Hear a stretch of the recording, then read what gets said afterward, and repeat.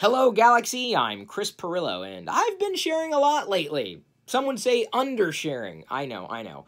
It's not enough that I do one video about one particular topic in this YouTube channel, but I also do the live TLDR video in the other channel, youtube.com/LockerGnome.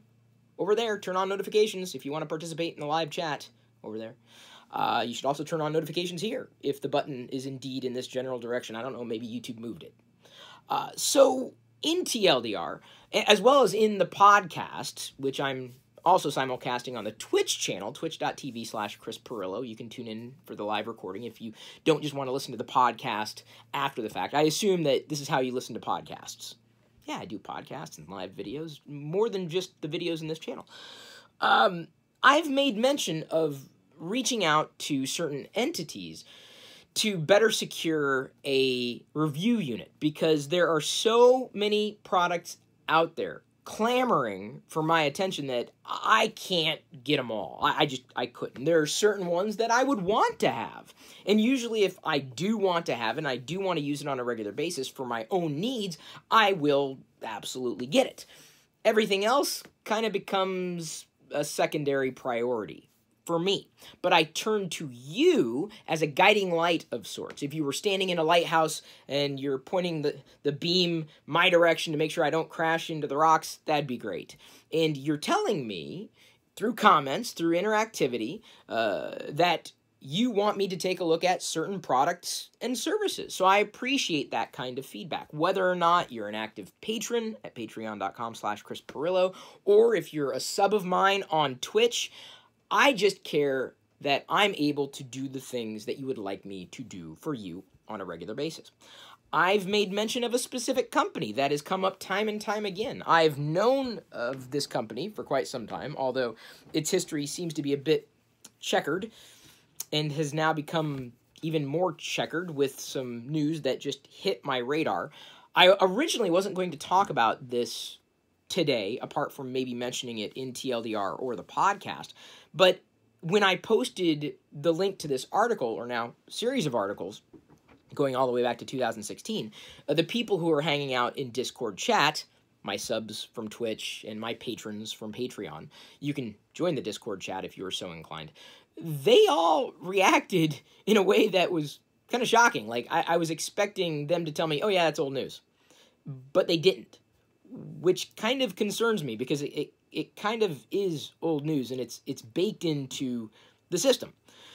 OnePlus seems at a distance to be a spectacular experience, a relatively clean Android experience, and you know me, it's not so much the hardware that's compelling, it's the software. So if the hardware that's thrown into a device helps make the software perform better, oh yeah, I'm in. I'm not going to deny that, but it's all about the software for me. And software can sometimes trip up a system or a general experience. You all know my reservations when it comes to adopting a lot of new technologies, specifically smart home technologies. Smart home. You don't realize just how much information about you might leak in picking up these devices, plugging them in, and just enjoying a particular feature, while at the same time you are upending every amount of your stability. So I had been, scrolling through my Twitter feed, reading a lot of Star Wars stuff, Star Wars tech. That's my average social feed. And one bit of information, jumped right out at me because I recognized the brand, the title, OnePlus Oxygen OS built-in analytics. So to my knowledge, this is not something that you can opt into or opt out of. This was reinforced by an article on XDA Developers. If you've never been there, xda-developers.com.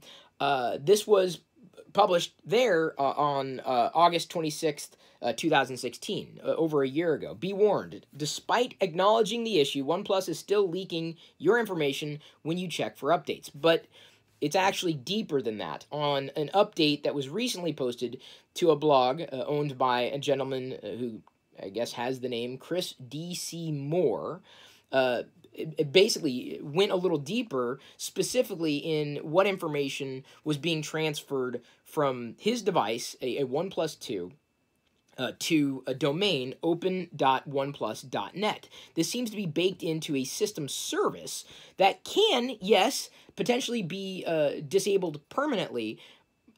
That's not my concern. My concern is that most OnePlus users just assume that, oh, it's fine and it's clean and we can trust the company. I had reservations to begin with, and it's not just because, I'm waiting to hear back from their media team on a review unit, which I may no longer really be interested in.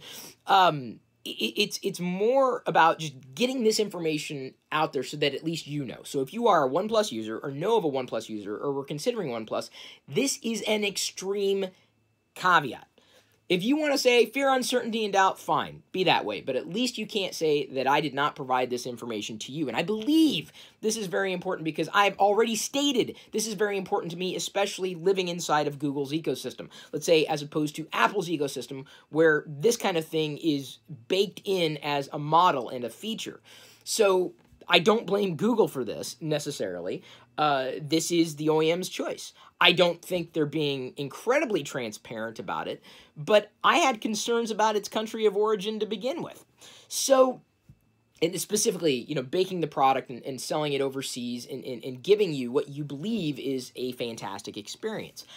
I would say that fantastic experience is extremely muted by this particular software feature. And we're talking like all the way down to letting them know when you lock and unlock your OnePlus device. I guess they need that, and I suppose if the data was anonymized, it'd be fine, but it's not. Yeah, I think this kind of takes, until I know definitively what they're doing or what they're not doing, this takes OnePlus completely off my radar. I don't care what kind of hardware it has. I don't care what kind of benefits in the software. This is damning. The evidence that has been surfaced in a far more coherent capacity than I ever could provide, because my background is not necessarily in this kind of stuff. I will point you to these articles so that you know and you can read it and you can decide for yourself. That's all this is. You can decide for yourself. I'm not saying anything about your choice. I'm not saying you can't necessarily correct it by going down this path. But I can say this.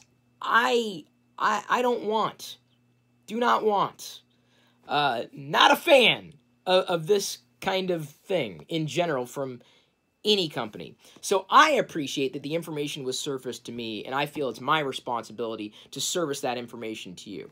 This isn't about one company being better than the other. It's about this company's choices, period, end of story. And what you have to decide for yourself, the path that you're willing to take. I already know my path. Like, this is not that, I keep pointing towards this screen that's just off screen. I've got the tablet here. That's not my path. But I've said this over and over again. Nothing's changed. It's just kind of appalling that they're doing this. And not necessarily burying it, because you can engage with support on Twitter, but it is suggested that they cannot recommend disabling system services, which is, I guess, providing some kind of experience for the user. Maybe you don't care about this information getting out there. Okay, I do. And I just feel like I can have a decent Android experience without turning to OnePlus as the end-all, be-all, though it has received a great amount of attention in the nerd community, the geek community. I've seen it come up over and over again in recommendations, but I'm here, and I'm probably going to have to repeat myself when people ask, why aren't you trying a OnePlus? Why don't you get a OnePlus? I'm not going to, force them to watch this video, because quite honestly, they'd probably get angry at me, because that's what happens when you bring out something about a company or a product that doesn't fit this pristine viewpoint or match the experience that you might have had. But man, all the more reason you got to sit up and pay attention to what's going on around you. This is not about protecting the company. It's about protecting you. I don't even think that's my job. I mean, I just want to talk about this kind of thing happening and hope that it doesn't keep happening in general from one company or another, because you're getting a lackluster experience and potentially worse. So that's what I had to say about that. Thanks again for paying attention. I love you. I appreciate you. And at this point, I'm going to leave you to your own devices. May the Force be with you.